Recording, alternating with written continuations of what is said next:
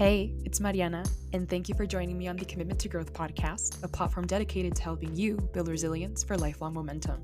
We chat about healing, mindset development, and how to live in your authentic truth, because often it's not our problems that cause our dissatisfaction, but everything around them that we haven't yet addressed. Thank you for joining me today, and let's get into this week's conversation.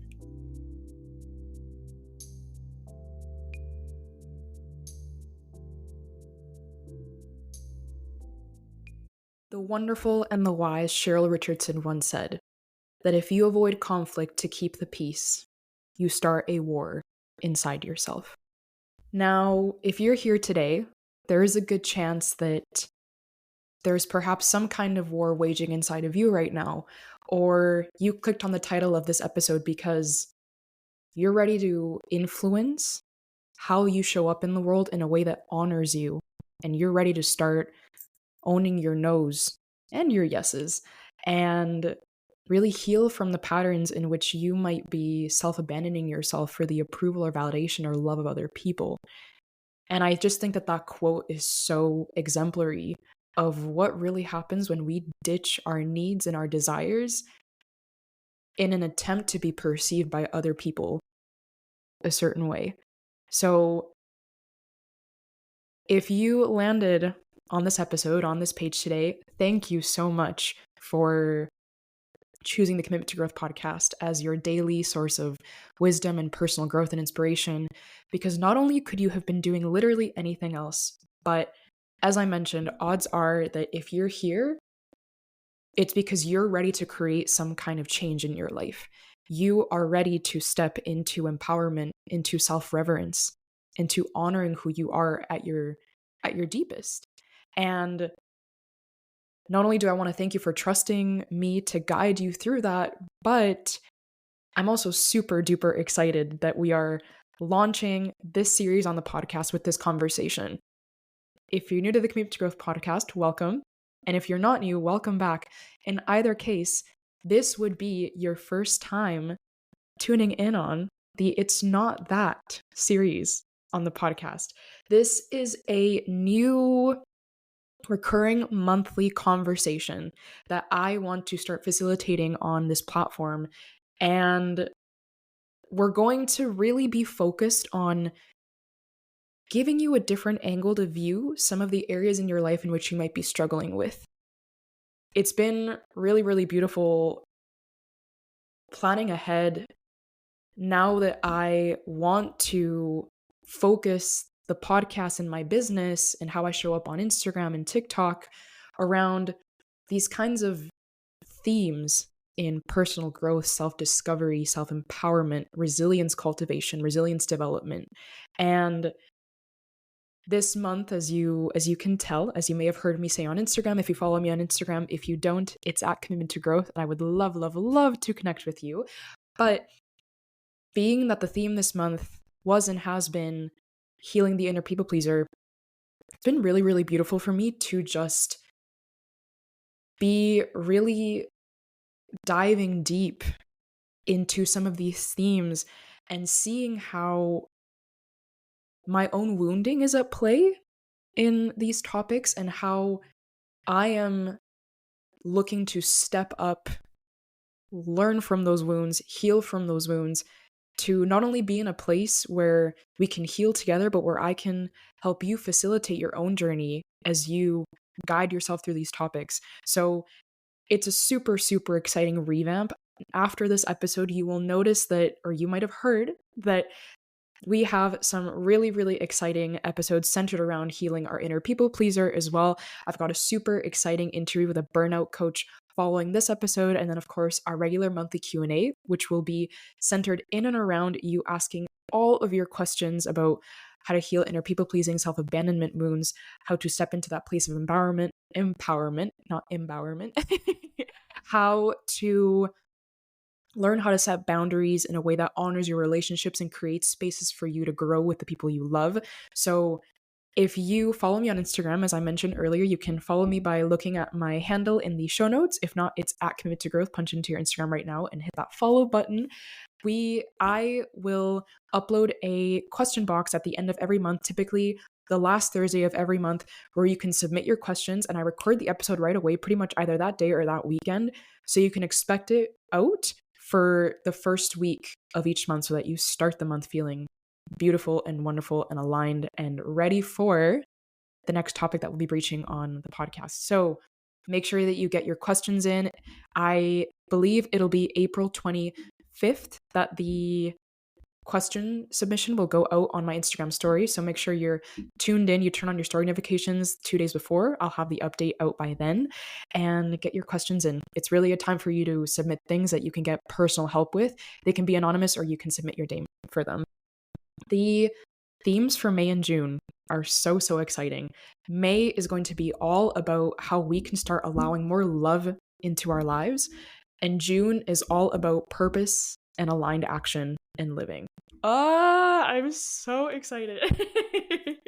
So just something to hype you up and a little bit of an update for today's episode and for what to expect in the next few weeks and months here on the Commitment to Growth. Now, as I mentioned, if you're here today, it's because you have a mission. You have a place that you want to get to in life and within yourself that allows you to approach your relationships and your interactions consciously.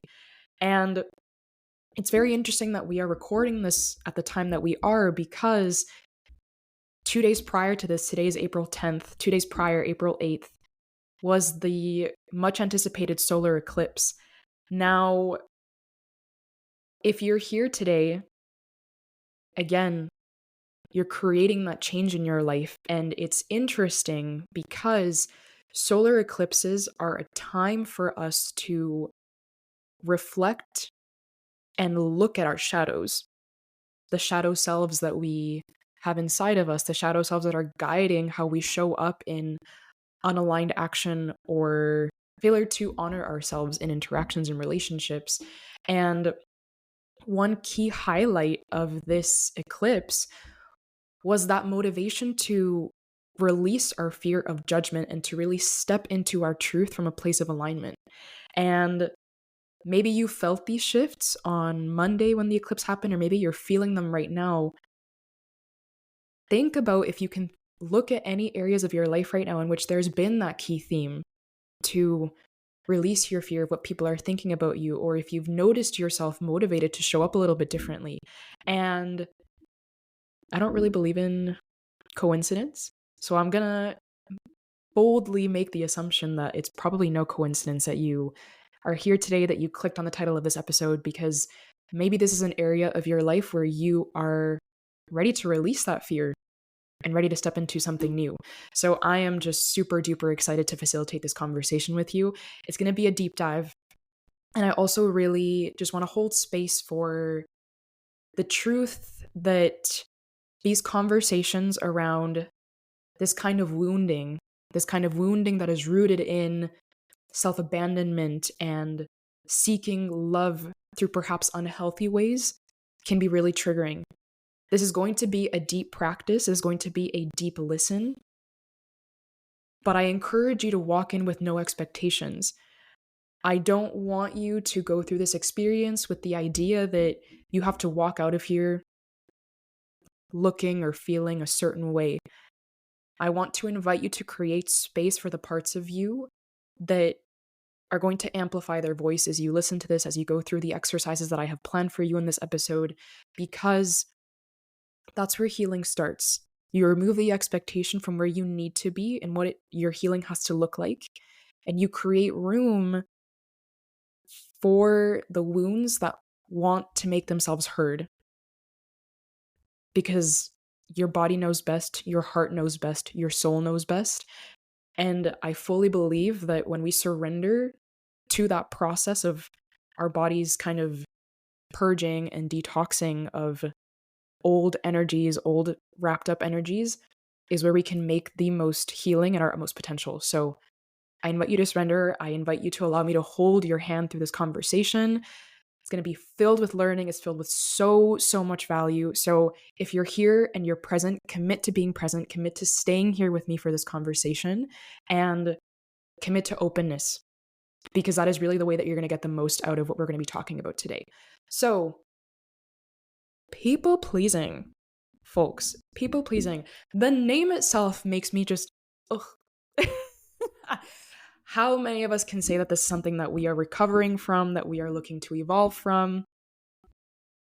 Hands up. If you're watching me on YouTube, put your hand up. I can't see you, but I know you're watching. And if you're listening on audio, put your hand up. Doesn't matter where you are, on the bus, at work, in your kitchen, put your hand up. That's probably why you're here, right? Now, I was a pre-med student, so I still have this tendency of thinking in science and cause and effect. So one way that I want to guide you towards considering the concept of people pleasing a little bit differently is in this way. People pleasing is like a diagnosis for the underlying symptoms that lead to people pleasing. Think about that for a moment. It's not that you are a people pleaser. You can label yourself as that, and I'm going to get into why we don't want to do that in a moment. But really, if you are a people pleaser, it's because you are displaying people pleasing symptoms or people pleasing behaviors. So I really want to get into the habit of us making this distinction because language drives thought. What I mean by that is, think about if you say to yourself right now, I am a healthy person. I am an athlete. I am a hard worker. I am a loving partner. As soon as you repeat those statements to yourself, think about or notice how your brain starts looking for examples that you enact in everyday life to fulfill the criteria for that statement. If you tell yourself you're a healthy person, you're probably going to say, oh yeah, like I wake up and drink water. I work out every day. I eat my greens every single day. But then all of a sudden you say, I am not a hard worker. I am not a healthy person. And your mind is going to be like, oh my gosh, yeah, right. The other day I only got 3 hours of sleep because I was looking at my phone.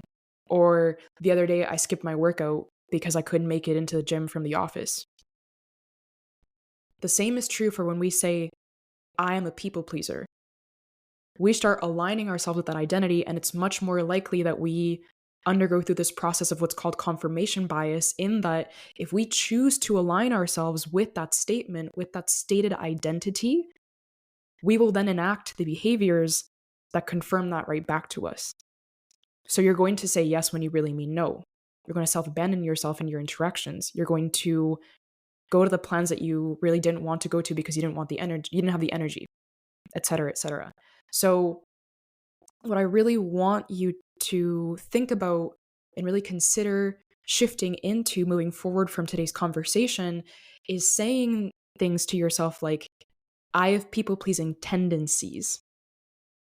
Because what that does is it induces us to step into that process of confirmation bias, in that, oh, it's not that I'm a people pleaser, it's that I have these tendencies. And then you become way more aware of them and can look for examples of them in your day-to-day.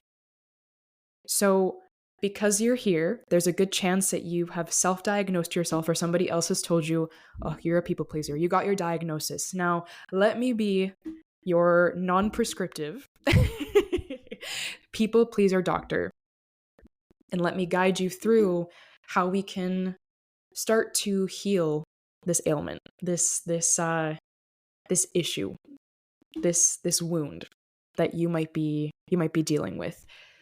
People pleasing, let's define it first, is a trauma response from situations in our lives in which we learn to associate self-sacrifice with receiving love. One more time. People pleasing is a trauma response from the situations in our lives in which we learn to associate self-sacrifice with receiving love. How do you feel when you hear that statement? Are there any memories coming to the front of your mind right now? Just take a moment to reflect. Ways these associations can become ingrained in our neural networks, in our minds, is things like being shamed for emotional expression. I know that this is one that I have really, really struggled with. How many of us can think of a time in our childhood or adolescence even, in which a parent said to us in a time of crying or an angry outburst or just a lot of emotional expression, go into your room and don't come out until you're happy. Don't cry, be strong. Crying makes you weak. Just get over it already. It was just a bronze medal, could have been worse. Things of that nature, right? Where the utmost expression of the emotions that you wanted to feel were not welcome, or you were told that they meant one thing when they really weren't harmful to anybody around you. As well, things like good girl, good boy narratives. You're a good girl if you aren't assertive.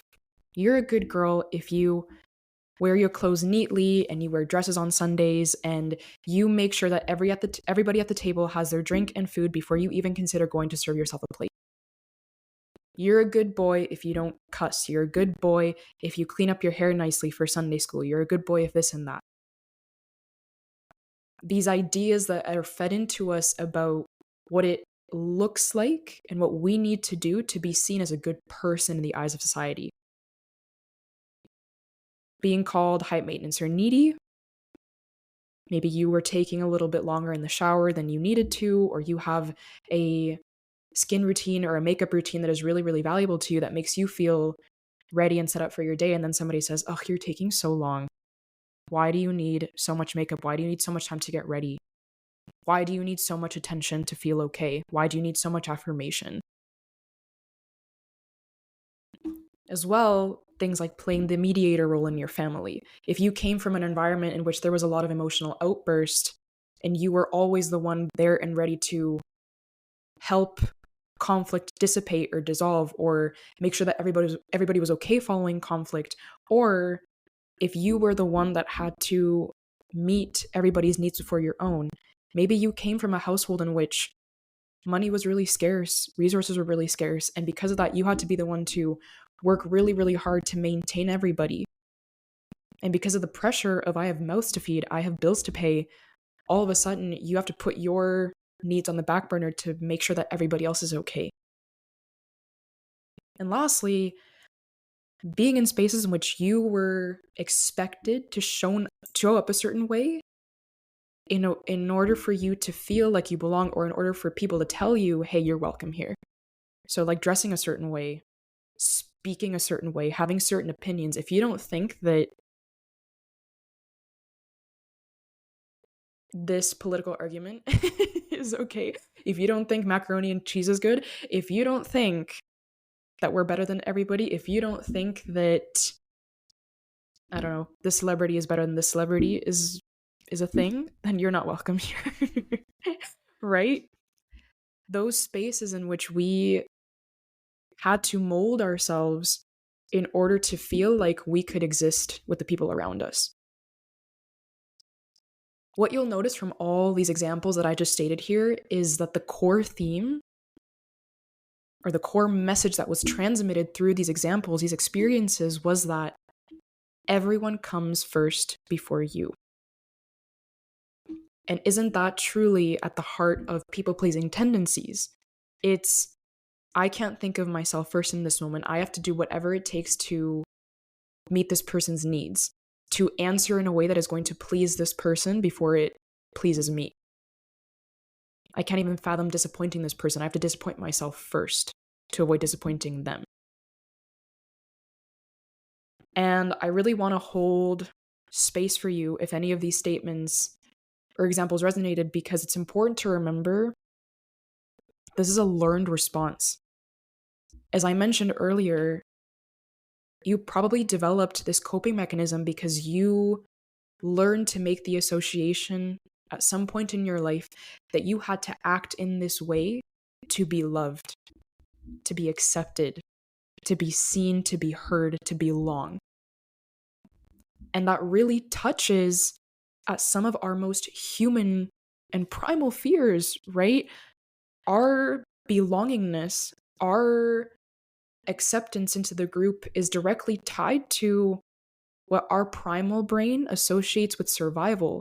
If I don't fit in, if I'm the lone wolf in the field, the lion's going to come get me, right? I'm going to stick out like a sore thumb. I'm super vulnerable. Everybody's going to know that it's just me, that I'm alone. And so I want to hold space for you because it's something that can bring up a lot of sadness for those parts of you. It can bring up a lot of resentment for the people that led us to create those associations in our mind.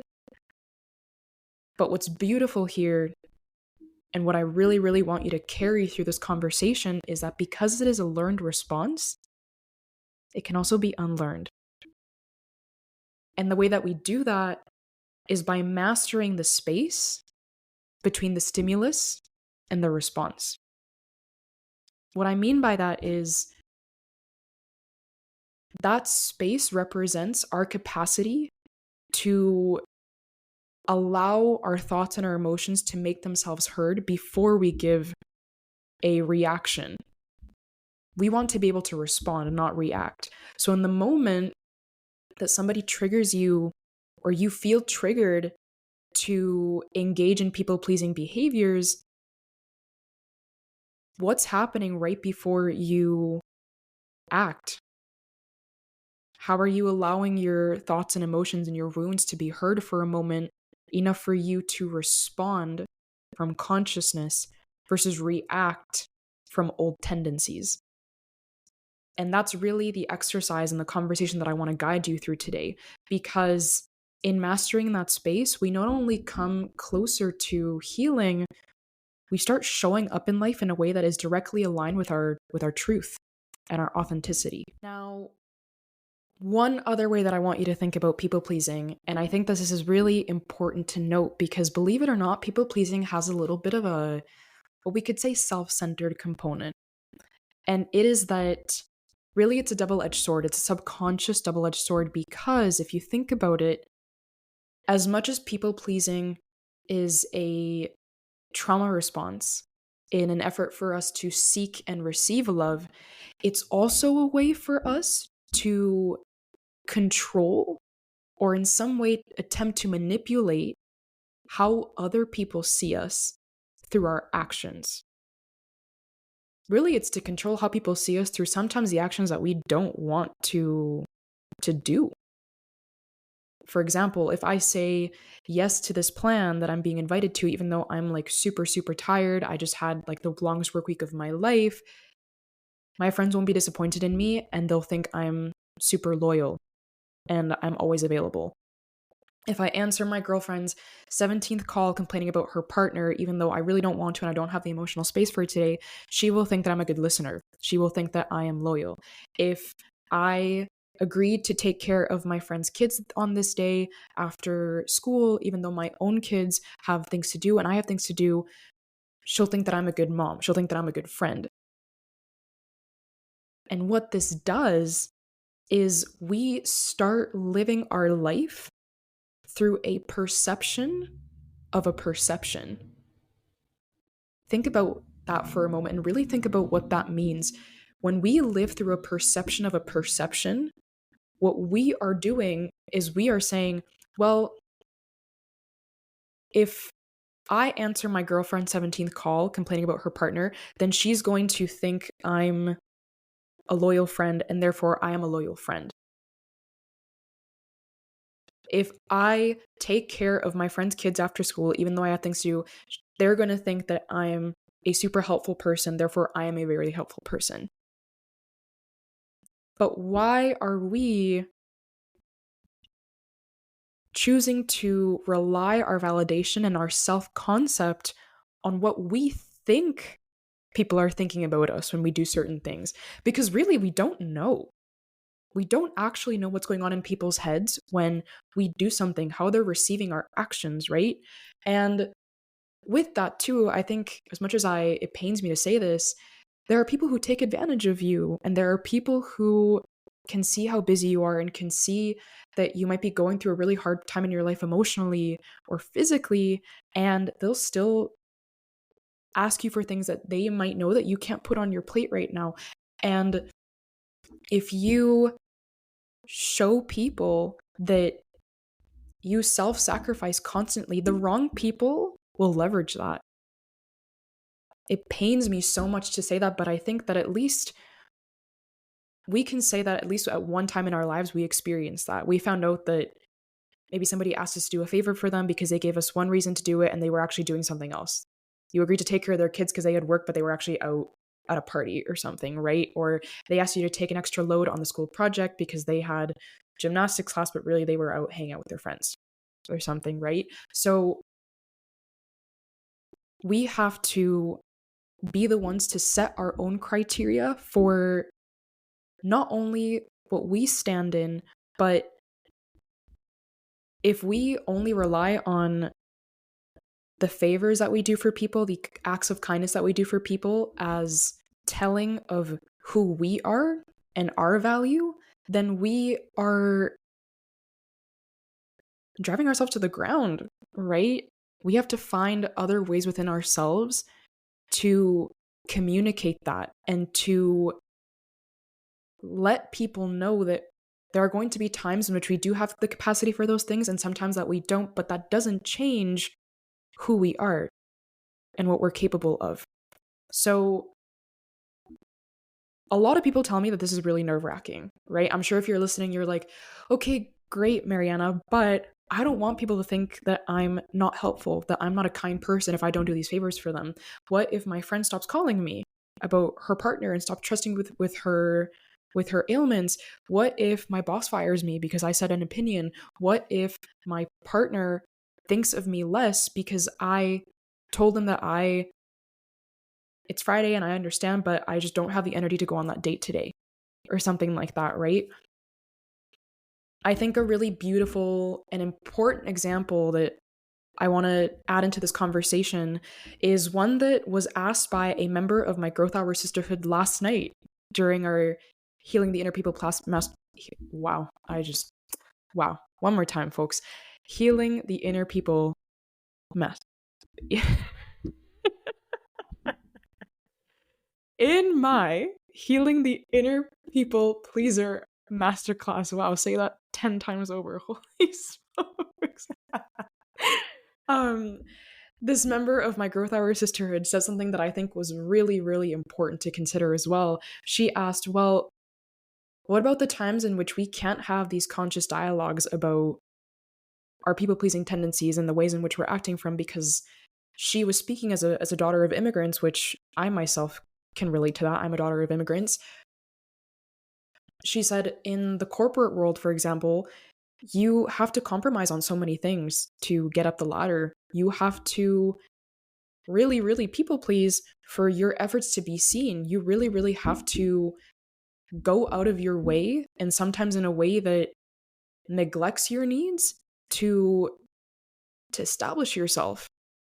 And of course, that really pained me to hear, and I really want to hold space for this because I'm sure that this is something that a lot of the people listening can relate to. But in a perfect world, of course, we would be able to have these conversations consciously in a way that was contributing to everybody's capacity to feel heard and heal and create conscious communication. But it's not always the case because not everybody is open to these conversations. They're not as aware as you might be on your growth journey. And so when we can't have these conversations, when we can't go through the process that I'm about to guide you through in the moment, what's really important is the aftercare that comes from you recognizing that you had a moment of engaging in people-pleasing tendencies and doing the work to reflect on how you can show up differently or how you can engage a dialogue with the people involved that brings that up and honors where everybody's at and honors your experience so that moving forward, you can get as close to as you can, or hopefully smack dab on honoring your experience and honoring your needs and honoring how you wanted to contribute to that interaction or that project or whatever it may be. So I just really wanted to hold space for that and talk about it from that angle because it's not always perfect. Not everybody's going to be open to these conversations. And there are situations in life, unfortunately, in which there is that glass ceiling. There is that corporate ladder. And it's not that you can't show kindness and over deliver in order to establish yourself and your capacity. But it's such a fine line between you over delivering and exceeding expectations and self-abandoning and hurting yourself and your mental health and your physical health in the process. So let's chat about how we can go about mastering the space between the trigger and the temptation to people please, and how we can start engaging these conscious conversations of healing. And I want to do that first and introduce this idea to you through a quote that I heard recently from the wonderful and the incredible Dr. Neha Sangwan, who is a internal medicine doctor, and she has studied the physical manifestations of people pleasing. She has noticed in her research that people pleasing done persistently or even in acute episodes, you can get muscle tightness, neck and shoulder tightness, headaches, like chronically blurry cognition, like you're repeating instructions to people multiple times, you are losing your trains of thought because you're burning out, right? So one beautiful, beautiful definition that she gives in how we can guide our healing out of people-pleasing behaviors is, she says, you want to take input from the outside world, but when it's time to make a decision, you turn up the voice of your own heart slightly louder than you can hear the voices of others. Wow. I'm going to say that one more time so it really, really sticks. You want to take input from the outside world, but when it's time to make a decision, you turn up the voice of your own heart slightly louder than you can hear the voices of others. What this example or what this quote is really getting at is that space between the trigger and the response that we give, or the reaction that we give, is where we have to turn up the volume on our authentic truth, on our authentic voice, on our needs, on our bodily sensations that are telling us, hey, you're deviating from your alignment. You're betraying yourself in this moment by giving that response or doing that thing.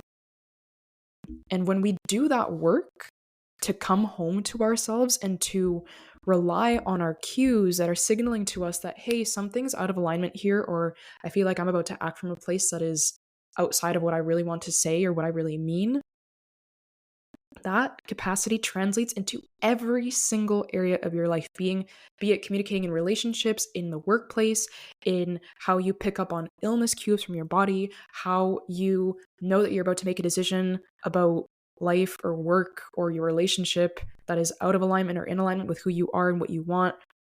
It is one of the most deep and fundamental skills that we can build as human beings, is the capacity to know and understand what our authentic truth is trying to tell us at any given moment. Now, I want to start this aspect of our conversation, this aspect of our guided work, by giving you a really extreme example of people-pleasing. I'm somebody who healed people-pleasing in a very extensive and extreme manner. So if you've been here long enough, you might have heard me talk about Martha Beck's book, The Way of Integrity. Martha Beck, if you don't know who she is, she's an author, an activist. She is incredible, has written some of the most beautiful works around self-improvement that I have ever read. And The Way of Integrity is the book that, if I had to give you one self-improvement book that you should read and that everybody should read, it is that one. Now, in this book, she talks about how her journey of integrity involved this 1-year challenge that she gave herself, in which in 1 year, she wouldn't allow herself just to tell a single lie. Even if it was like one of those white lies of like, oh, I don't know, I don't want an extra piece of cake, even though you do want an extra piece of cake. She didn't allow herself to lie for a whole year. And what that led to was her leaving the Mormon community, the very strict Mormon community that she was a part of. She left her marriage because she realized that she liked women. She left her husband, the father of her children. She was persecuted for leaving her religious community. Her works were severely criticized. It was just this explosive act of everything that she couldn't keep below the surface revealed itself.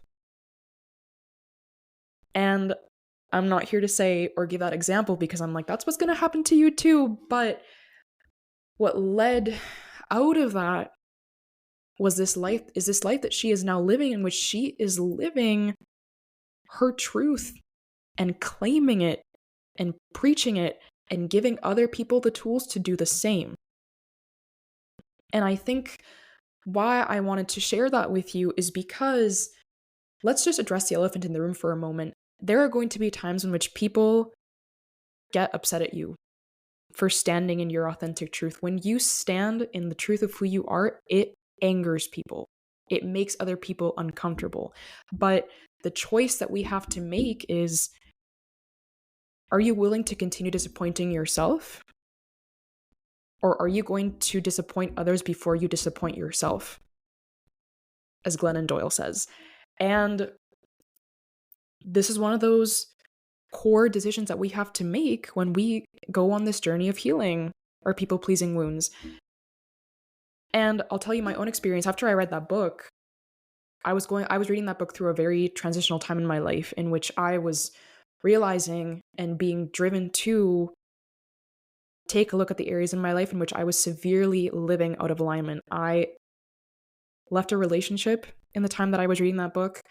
I was fired from a job over email at the time that I was reading that book. I transitioned careers when I was reading that book. Oh my gosh. It was a ride, but because I was being guided to the truth of who I am, I had to choose to embrace that and to stand in that. And by standing in that, I had to make the choice to ditch all the things that were driving me out of alignment with that. And what I started doing is that same promise that Martha made, is I stopped lying. Anytime that I didn't want to go to a reunion or a friendly gathering because I wanted to work on the podcast or my business, or because I just didn't have the energy. I was studying for my medical school entrance exam at the time when I started reading this book, and I was like always tired, always really busy. And yeah, I'll be honest with you, there were times where people were like, not cool, man. You always say no. Or why can't you take my call right now? Or don't be boring. Just come to the party. Like, just stay for 30 minutes. It's not that I didn't go every time, okay? I love going out. I love people. If you're listening, you know that. But there were times in which I really had to ask myself, what's more important right now? Go to the party, go to the reunion, lose sleep, or what do I really want right now? Another really beautiful example that I can give you that happened recently is, as you may know, and if you haven't heard or listened, I just dropped an episode on this. It's called I Left Everything to Travel for 2 months. I was traveling Chile and Argentina with my best friend, Amy, who, by the way, has been on the podcast. I highly recommend you check out her episode. And Amy had already been traveling for a month prior to me arriving in South America. She'd been traveling Panama. And I'm a super go person. Like, I'm like, let's savor every single day. Like, let's get up early. Let's go do this and this and this. And I'll jam pack the day with like 5 activities. And I got to South America, flew in, saw her at our hotel, and the first thing she said to me is, I think we need to have a conversation around our energy levels. And she said to me, I'm at a period right now where I'm kind of lower on energy as far as like the social aspect, as far as having that drive to extract everything from a single day. But I know that that's where you are right now, and I need us to meet at some halfway point to both get as much as we want from this trip, but to honor where we're both at. And yeah, you know what? My first response to that was, I just got here. Are you freaking kidding me? All I want to do is see everything. We only have 2 weeks. Like, what's wrong with you? That was my ego talking. And I'm sure many of you can relate. That's probably the first voice that would have come up in your head too. Or you can probably think back to a time right now in which somebody expressed where they were at with you that was not aligned with where you were at, and you started having that similar dialogue. What's wrong with you? This and da da da, and just not the nicest things that you would say out loud, right? But you take enough space to analyze that for what it is, and you say, oh my gosh, the courage that it probably took that person to tell me that, to stand in that, to honor themselves. Because can you imagine what would have happened if she hadn't told me that, and then all of a sudden we're, I don't know, having dinner one day, or we're out on a walk and she snaps at me, or she says something that she didn't mean but came off really ill-intentional because she was burnt out and angry and tired. I really had to take stock in that moment and say, wow, I'm so glad that we are opening the floor to have a conscious experience of this travel trip where we are still honoring each other and getting as much out of the trip as we can. And that really is the goal of opening up conversation and becoming aware of the places and the wounds from which we are operating, is not to drive people away from us or to be hard and unmoved in our boundaries, because we can be flexible even when standing in our boundaries. But the question is, or the point here is, we want to create space for conscious conversation by speaking from our truth first in a way that drives other people to do the same. Because when you do that, how crazy and empowering is it that other people feel safe enough to do the same? And therefore, we're in conscious relationship where our truths are honored. So, again, Martha's example is a very extreme example, but I wanted to share that dialogue that I had with Amy with you, because you can fear the response that people might elicit when you stand in your truth. And yes, it'll make some people uncomfortable, but the people who want you to honor your truth and want to create a relationship of any kind with you that is founded upon both of your authenticities will choose to see past their ego and will choose to honor what you have to say and what you want to express as far as your needs in that moment. So what we're going to do now is we're going to dive into a 3-step process that you can use in the moment that you feel yourself engaging in people-pleasing tendencies as aftercare. If you walked out of a situation and said, oh my gosh, like I really acted from my people-pleasing behaviors in this moment, or if you feel safe enough to engage in this conversation with somebody, you can also use these questions as a template to guide how you breach this dialogue with this person. Now, there's only 3 questions here, and if you like them and enjoy them because they are super, super powerful and transformative and enlightening, I have a Healing the Inner People Pleaser workbook available on my website that is an extension of this conversation. And not only do you get these 3 questions, but you get another 8. So this workbook is comprised of 11 core transformative questions for you to shed light on your people-pleasing wounds, on your self-abandonment wounds, and for you to really unearth the seeds of memories and thoughts that are driving you towards enacting those people-pleasing behaviors, and how to change the thought pattern, change the belief, so that you can set conscious boundaries and stand in your nose and feel empowered while really creating space for that conscious conversation in your relationships. So stay tuned, listen to these 3 questions. And again, if you like them, I'll prompt you on how to get access to that workbook following them. So I'll give you this time to, if you want to jot these down in your notes app or a journal, hit pause right now, get out that notes app, get out that pen and paper, because you're going to want to jot these down because they're very, very powerful. So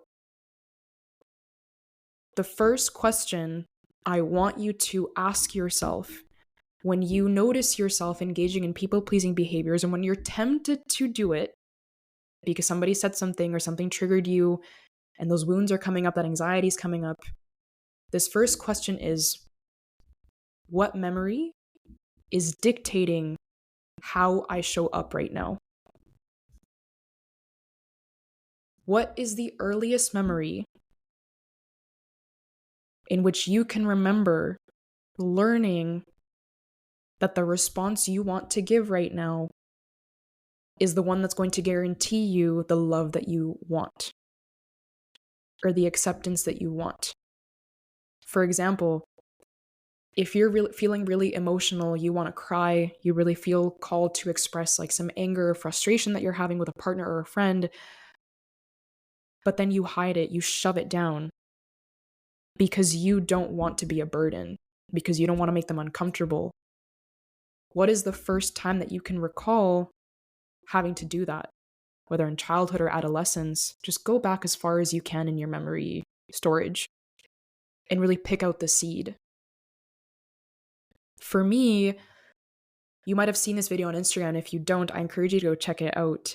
I recently posted a video where I was reading right from the pages of my personal journal. And I was reading this statement that I had reflected on, where I was saying, I am deeply afraid that my depth and my enthusiasm are too much for people.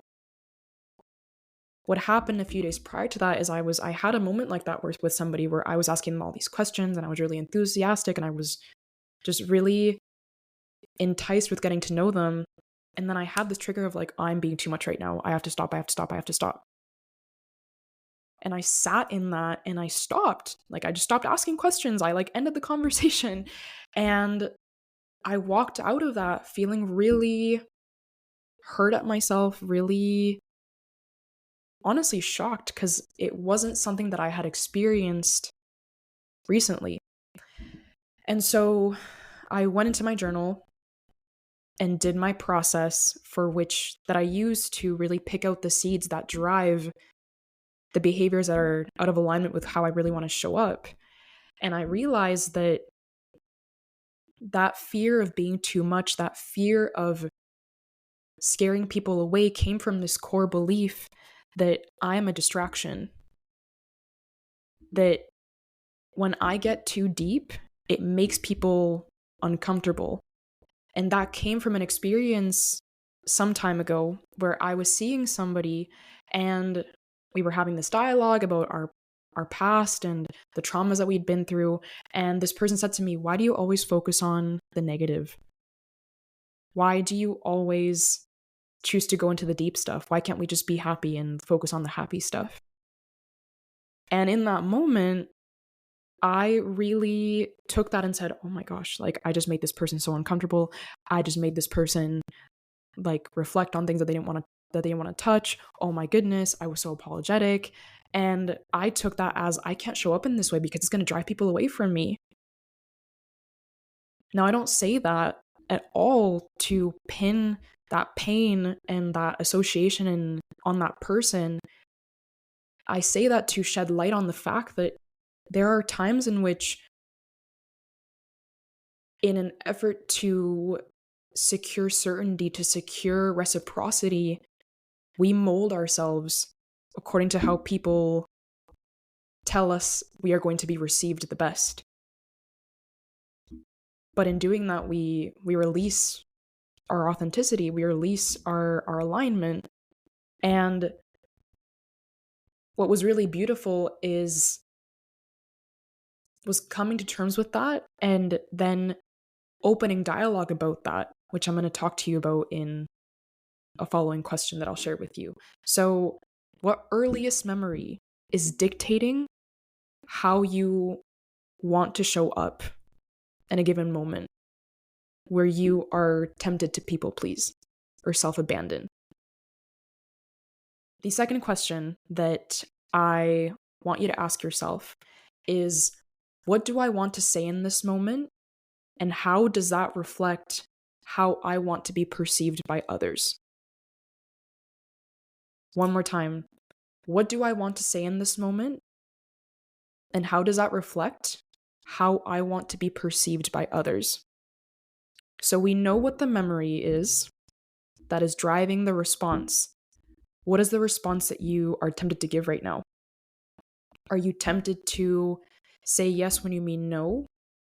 Are you tempted to do a favor for somebody, like take out their dog or take care of their kid or take on that load from the school project or the work project off their hands because they asked you to, when you're really actually tired and you have way too much on your plate?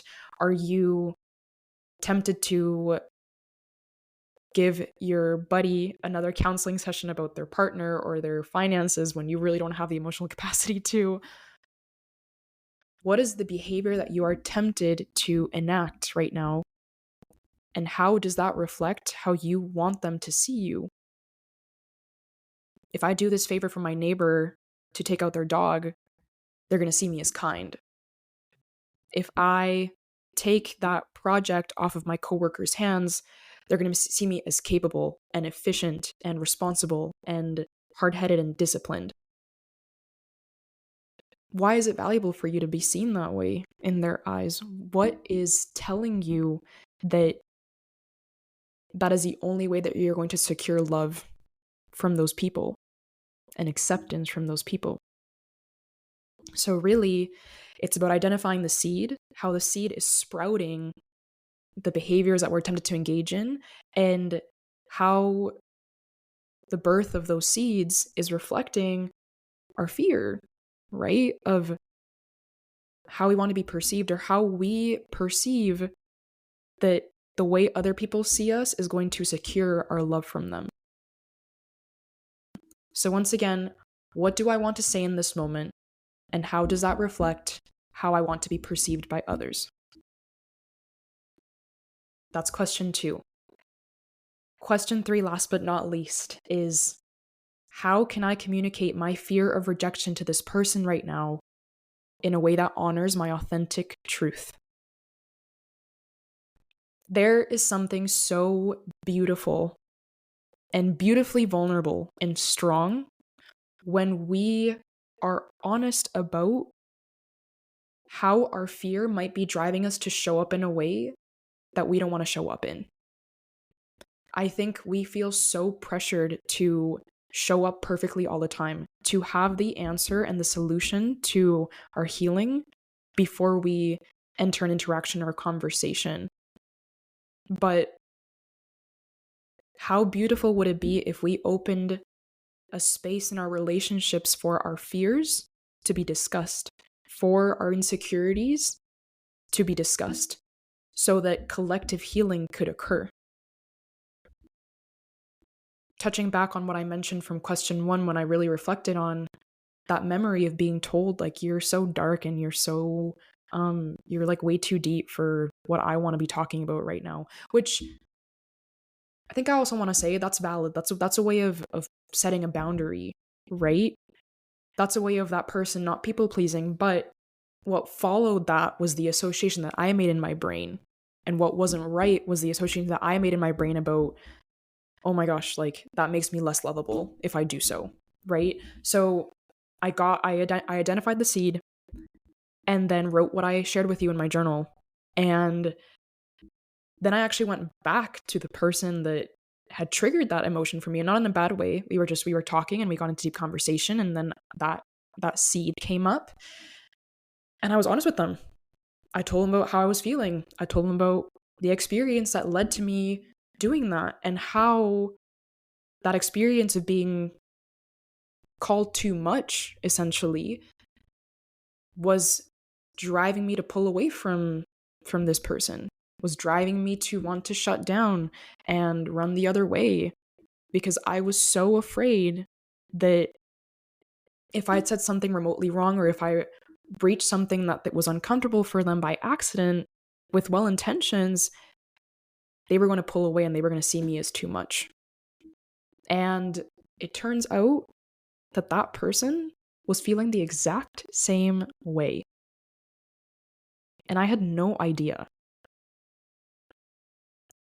I can't even describe the healing that occurred in that moment, the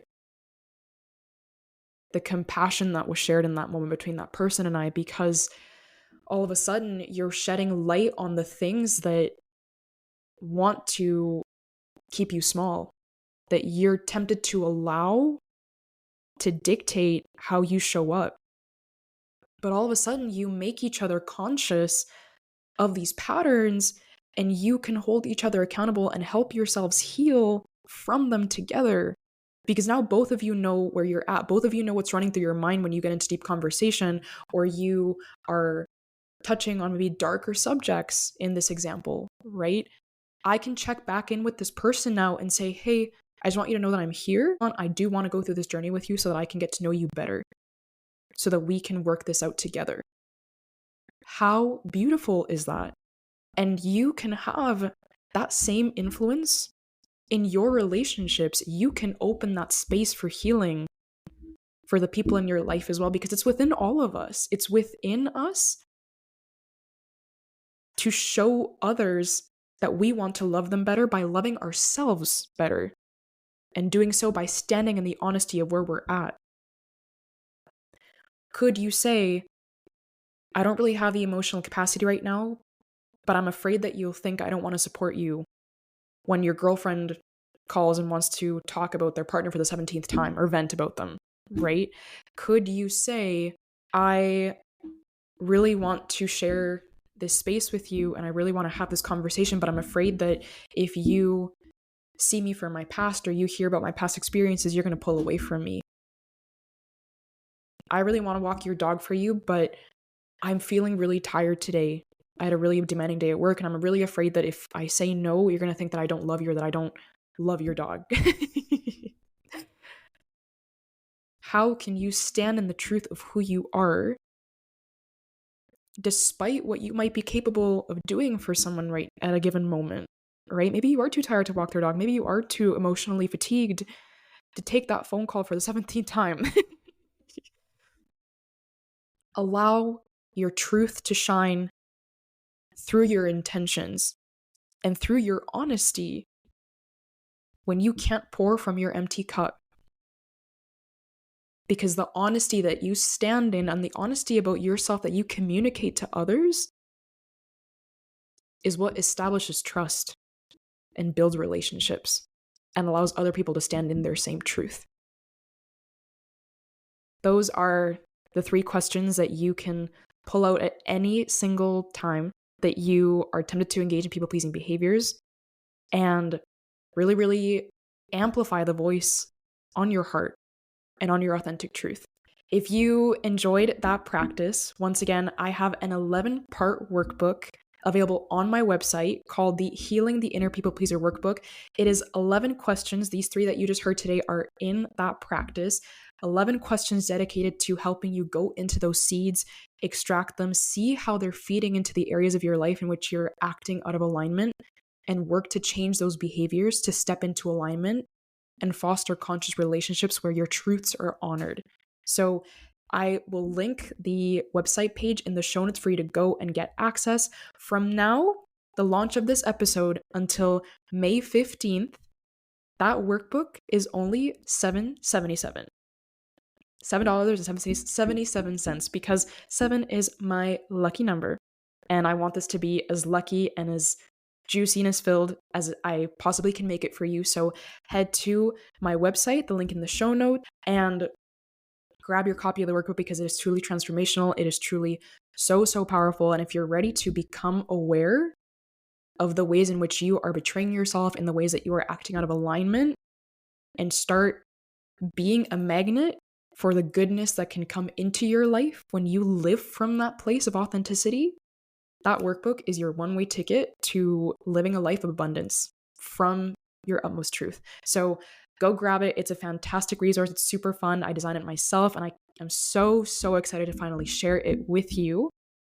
And once again, thank you for joining this practice because you could have been doing literally anything else. But today, you committed to growth and you committed to healing. You committed to changing. You committed to choosing change. And that is the first step towards living the life that you desire. If you enjoyed this episode, make sure you hit like, you subscribe, send it to a friend that needs to hear it, and because it's going to help them too. If you know somebody who's healing from people pleasing in your life right now, send it to them so we can spread the message and just have this movement grow as much as we can. Make sure to check back here for the following episodes that are going to follow the Healing the Inner People Pleaser series here on the podcast. Check out my Instagram. It's at Commit to Growth, so that you can get in on all the people-pleasing content that is coming out for the next month of April as you're listening to this, and for the exciting stuff that I've got planned for you on our next themed months that are coming up. So make sure you follow, send me a DM if you enjoyed this episode. Let me know if you tried the exercise and what came up for you and how you're healing. And such a pleasure, such a privilege to be here with you as always. Have a wonderful day, and I will see you in the next episode.